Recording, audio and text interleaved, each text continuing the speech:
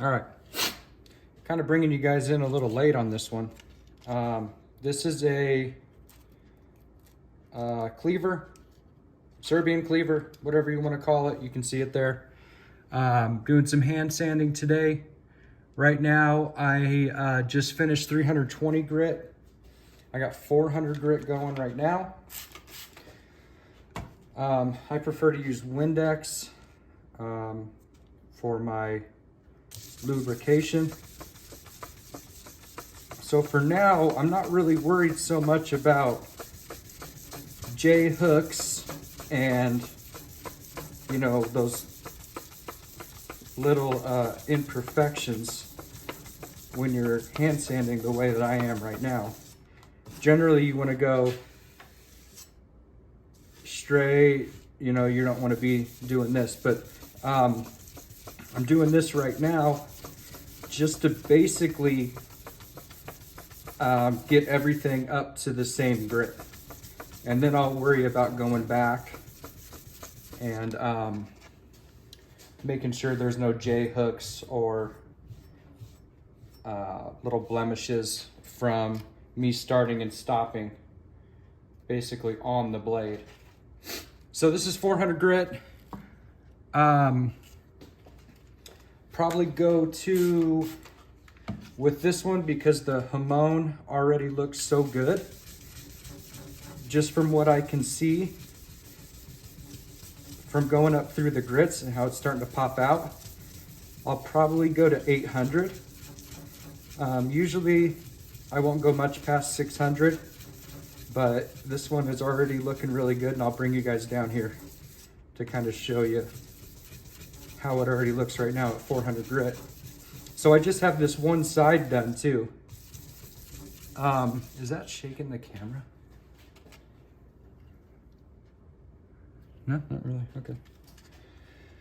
I hope that's not shaking the camera. I guess I'll know when I go to edit the video, but I'll bring you guys down here so you can see what I'm talking about. So I'm gonna find a good angle so you can see that hamon line already popping through. And then the J hooks and stuff that I'm talking about, as the Windex dries off. I don't know if I can show it on here, but you see like right here, how it's kind of scuffed up looking. I'll get rid of all of that, but right now I'm basically just trying to get it all to an even finish, an even 400 grit finish on the whole thing is really the goal.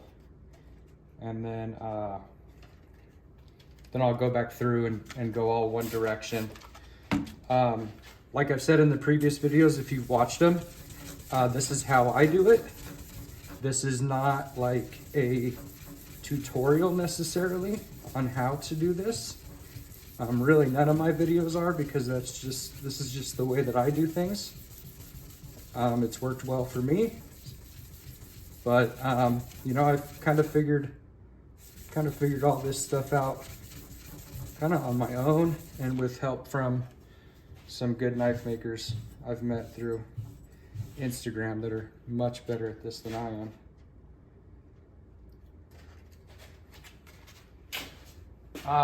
You want to make custom knives, be prepared to go through a lot of sandpaper. So now I'm going into more of a controlled side to side, all the way on, all the way off, and get rid of those blemishes. And this is basically like bringing it to a, this will be more like a satin finish, going this way.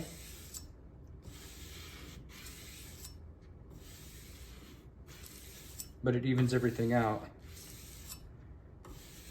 And I'm kind of pulling up at the end so I don't round off the tip. Learned my lesson on that.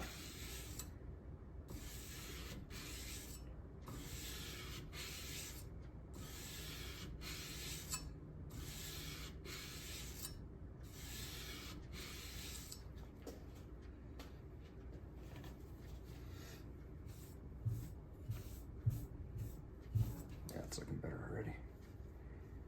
Getting rid of most of those imperfections.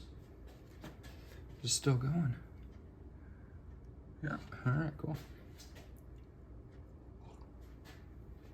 It's morning when I'm recording this, so I'm having my coffee. A little chilly here in the garage. It is November. And it does get, believe it or not, it does get a little cold in Nevada. Not crazy cold, but cold enough. Make you wear a hoodie.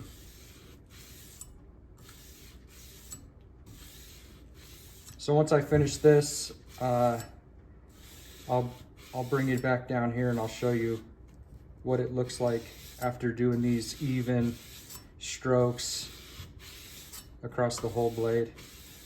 And then also note that I'm not doing the whole entire blade.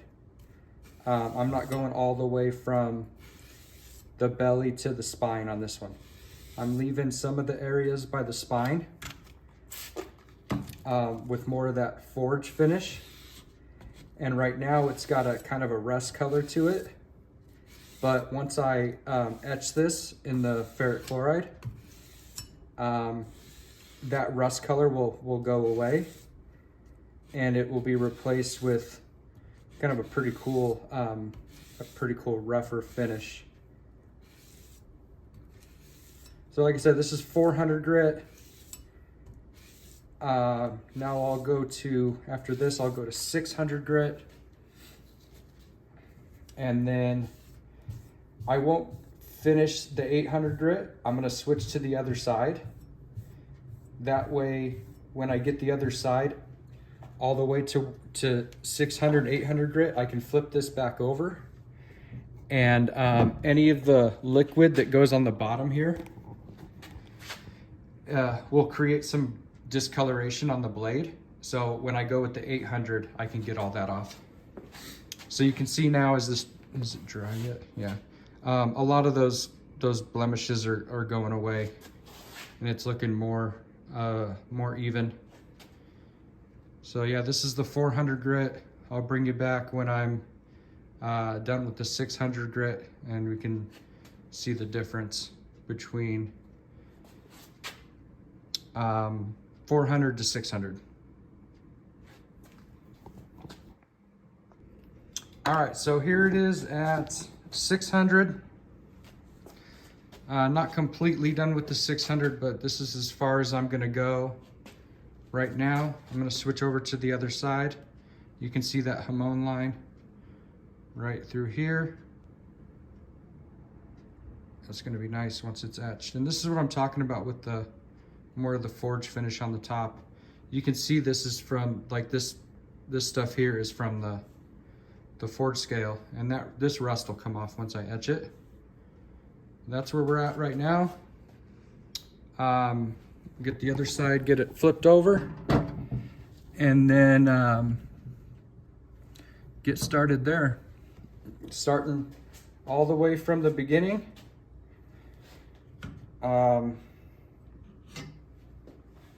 This is off the machine at 220 grit, and I'll show you that real quick. So this is 220 grit off the belt sander. And now I'm going to start the process completely over again. And on this one, I'm starting with 150 grit, and it's pretty coarse to start out with, but my belt grinder, whatever you want to call it, is a piece of garbage. So I'm in the process right now of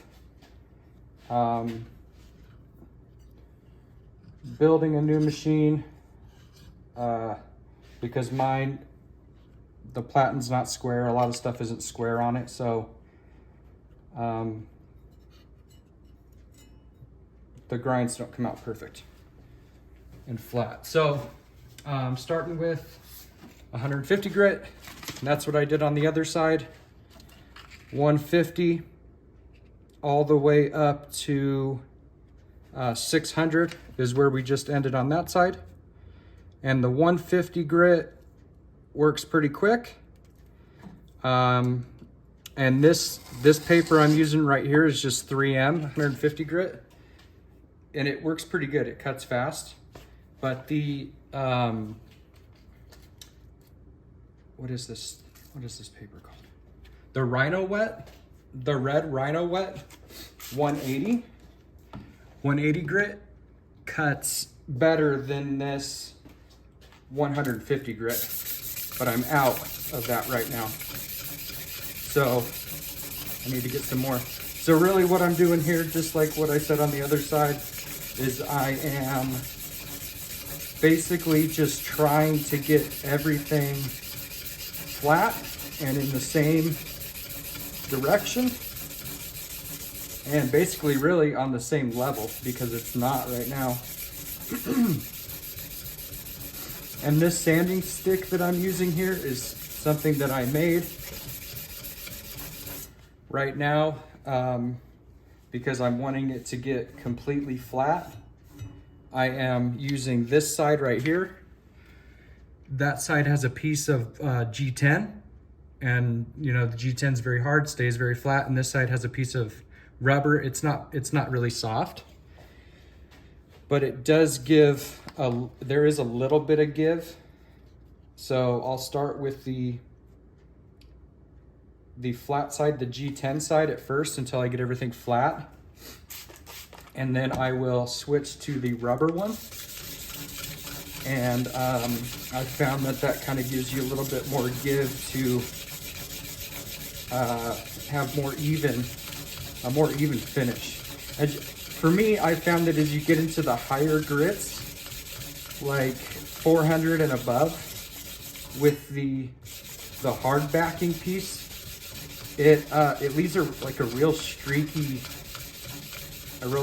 kind of finish. I don't know why that is. That's what I have found. All right, so this should really only take this one piece of 150 to get this all flattened out and ready to move on. Then I'll go to the 200 or 220, I mean, sorry, 220 grit. And then we will continue to 320 and then 400, then 600. And then I will actually do the 800 on this side and then switch it back over and finish the 800 on the other side.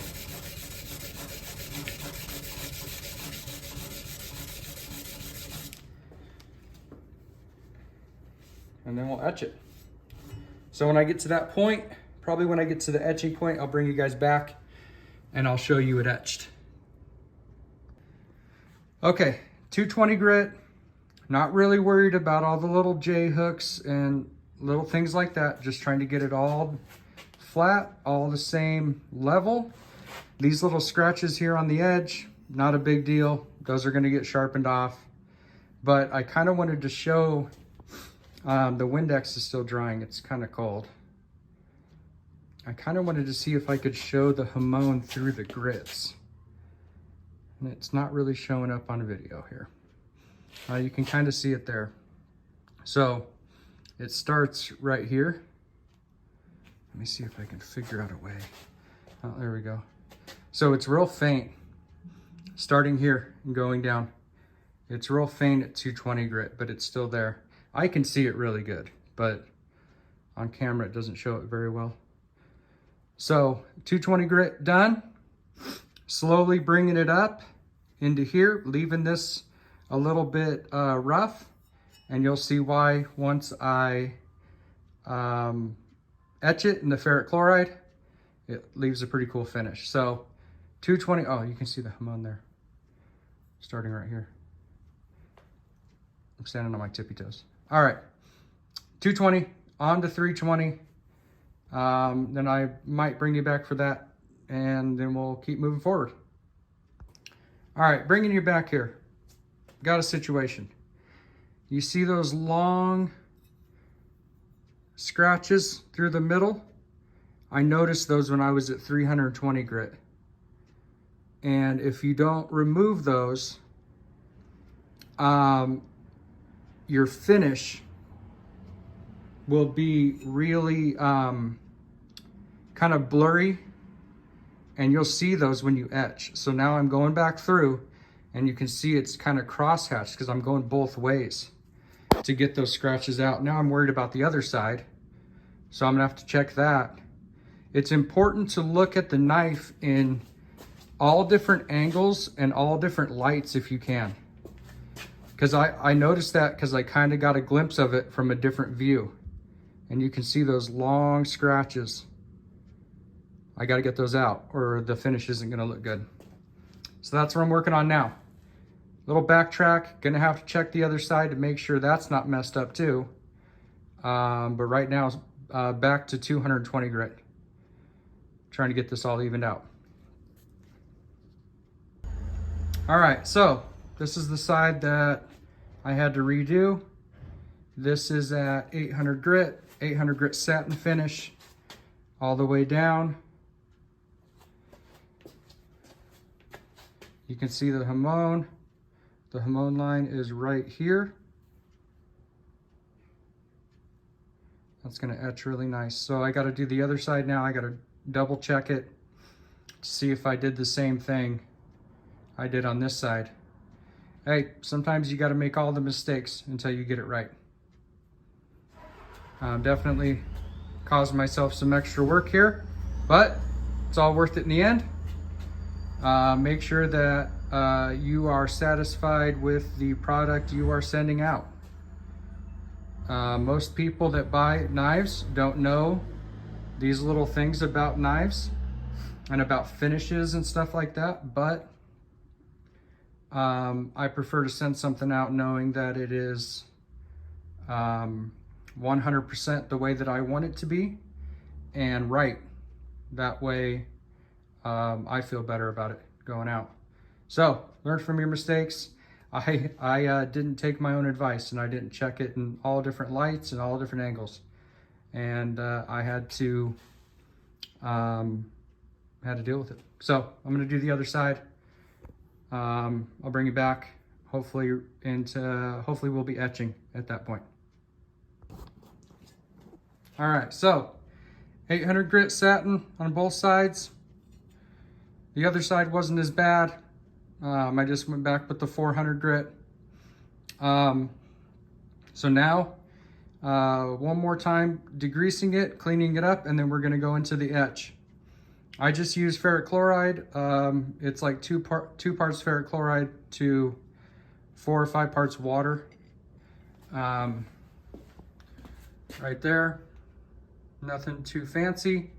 We'll do probably 3 or 4 cycles of that for 4 or 5 minutes a piece. And that is starting a whole nother round of handwork where in between each etch, I will knock all the oxides off with 4/0 steel wool. And then after that, hand polish with various types of polish. So getting ready to etch. I will bring back video for that. And it's exciting. I'm excited. That hamon's gonna be nice.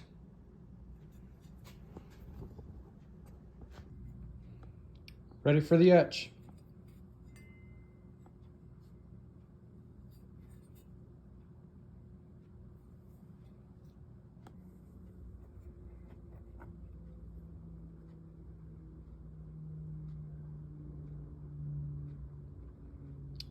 I think we did it.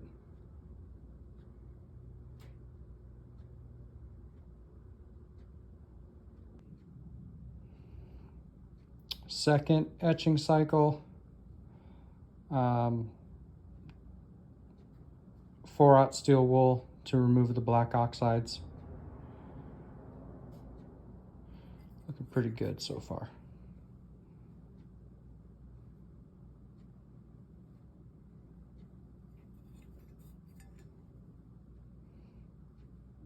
probably do 2 more cycles in the etch.